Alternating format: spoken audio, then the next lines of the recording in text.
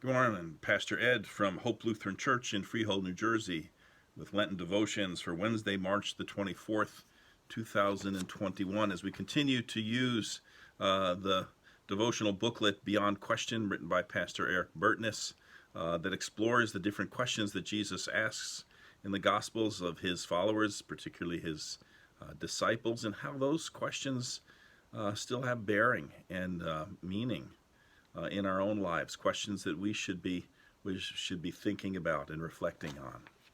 Well, the reading this morning is taken from the 5th chapter of John, verses 30 to 47. Doesn't appear in the lectionary, so it's a less familiar reading, perhaps. I could do nothing on my own. As I hear, I judge, and my judgment is just, because I seek to do not my own will, but the will of him who sent me. If I testify about myself, my testimony is not true. There is another who testifies on my behalf, and I know that his testimony to me is true. You sent messengers to John, and he testified to the truth. Not that I accept such human testimony, but I say these things so that you may be saved. He was a burning and shining lamp, and you were willing to rejoice for a while in his light. But I have a testimony greater than John's. The works that the Father has given me to complete, the very works that I am doing, testify on my behalf that the Father has sent me. And the Father who sent me has himself testified on my behalf. You have never heard his voice or seen his form, and you do not have his word abiding in you, because you do not believe him whom he has sent. You search the Scriptures because you think that in them you have eternal life, and it is they that testify on my behalf. And yet you refuse to come to me to have life. I do not accept glory from human beings, but I know that you do not have the love of God in you. I have come in my Father's name, and you do not accept me. If another comes in his own name, you'll accept him. How can you believe when you accept glory from one another and do not seek the glory that comes from the one who alone is God? Do not think that I will accuse you before the Father. Your accuser is Moses, on whom you've set your hope. If you believed Moses, you would believe me, for he wrote about me. But if you do not believe what he wrote, how will you believe what I say? And that's the question that Pastor Burtness explores. How will you believe what I say? And of course, he's going to get into, as we see, and he's going to begin to actually explore Luke 24 and the whole exchange between Jesus and the two disciples on the road to Emmaus, the post-Easter, post-resurrection, or later that evening story. And we'll get into that in the days to come in more detail. But believing, how will you believe what I say? And what is believing? What does it involve? He suggests, as we'll see, that it involves providing us with some vision and purpose. But real quick, cute story about believing. A pastor was once trying to teach a children's class about how to be saved, so that, of course, they could believe in that. So he said, if I sold everything that I have and gave it to the church, would I go to heaven? And the children answered, no. The pastor said, very good, that's right. And if I worked hard at keeping the 10 Commandments, would that get me into heaven? And all the children said, no. And the pastor said, very good, that's right. And if I was baptized, would that get me to heaven? And the kids once again answered, no. And the pastor replied, very good. If I repented of my sins and believed Jesus died for my sins, and I asked him to save me, would I go to heaven? And the kids, to the pastor's surprise, answered, no. No, questioned the disappointed pastor. Then what would I have to do to go to heaven? And all the kids answered together, you have to die. Here he thought he was teaching them an important theological point, and they just kind of went right over their heads, didn't it? But this idea of having faith and believing means more, as this fellow by the name of Daniel King suggests, putting your faith in Jesus is more than just believing that Jesus once lived. There's plenty of people who accept the fact the possibility that Jesus lived. But this Daniel King asked this question: have you ever heard of George Washington or Abraham Lincoln? They were both American presidents. You can read about them in books. Well, some people, he says, believe in Jesus the same way that some people believe these American presidents once lived. They believe he existed. But believing, he says, in Jesus is more than just mental assent to the fact that Jesus once lived. Believing in Jesus requires us to trust him. And that trusting then gives us direction in life, meaning and purpose. It's been said many times that churches, that congregations, when they start, very often, especially if they grow and are successful, have some sense of meaning and purpose, direction that they're going in. And but sometimes over time, they kind of become inwardly focused. They begin to lose some of that vision and purpose. The story is told about a particular church. I don't know if it's true or apocryphal.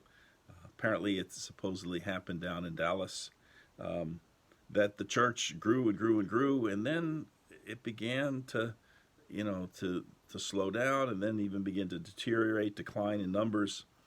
Well, as that happened, the landscaping where they also declined, and they allowed the ivy to grow over the sign that was out front until the JES of the sign was completely covered up by ivy.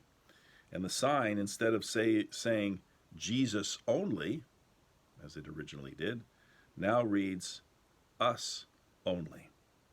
And the 40 people or so who now attend there are totally oblivious to what they're advertising.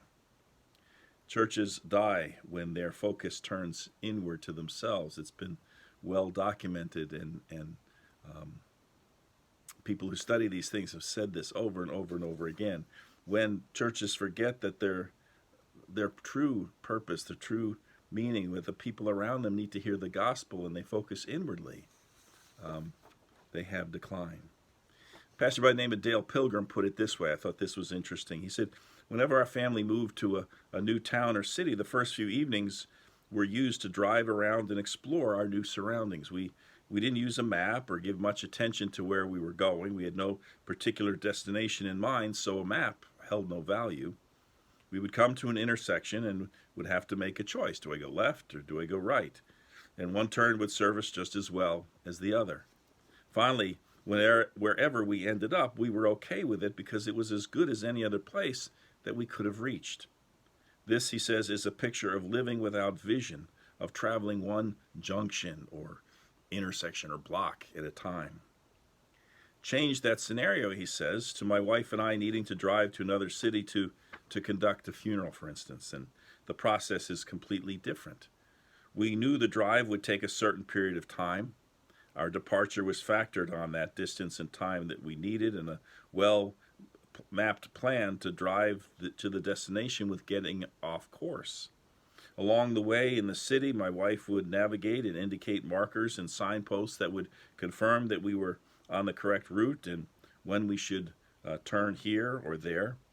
Well, this picture is one of having a journey of living with vision and purpose, and it stands in direct contrast to living one junction at a time. Well, let's listen to what Pastor Burtness writes about this whole idea. He writes, there must have been times in Jesus' ministry when he wondered what it would take to get through to his disciples. What would it take for them to understand who he really was and what he was sent to earth to do? Why wouldn't they listen? When would they finally understand? Maybe it was easier for the disciples to believe Jesus after he was crucified, died, and raised to life again. Maybe then they finally understood. Well, this week, beginning with this devotion, we will look at 5 questions, transformative, personal, and empowering questions that Jesus asked when he appeared to his followers after the resurrection. Let's set the stage for these questions, he says. Luke 24:13-35 tells the story of two disciples walking on the road from Jerusalem to Emmaus. One is named Cleopas, the other is not even named. These two followers of Jesus were not part of the inner circle of 12 disciples. They were just ordinary people who had followed Jesus. They were just like us. In Jerusalem, Cleopas and the other disciple had witnessed the horror of Jesus' crucifixion. They must have believed that his death on the cross was simply the end of the story. In their grief, they felt defeated and deflated, betrayed and let down. They felt like failures because their friend and Lord had been crucified. And then someone joined them on the road, though they didn't recognize him at first. When they looked back later, they realized that their hearts burned as they walked and talked with Jesus. On the road to Emmaus, Jesus gave these two followers vision and direction, new meaning and purpose. Seeing their Lord now risen from the dead set their hearts on fire. How will you believe what Jesus says? And then Pastor Burtness includes a quote from Mitch Albom and his book, Tuesdays with Morrie, written in the late 90s. Mitch Albom was a writer, a sports writer, for a paper in Detroit when he learned of a former professor dying, and he started traveling to meet with him on Tuesdays. And the book, Tuesdays with Morrie, grew out of that experience of those meetings and became a huge bestseller and so on and so forth. Maybe you've heard of it. It was made into a movie, I think. Maybe you've read it. I've heard a great deal about it. I haven't, unfortunately, read it to this point.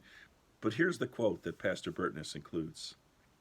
Mitch Albom in that book writes, "So many people walk around with a meaningless life.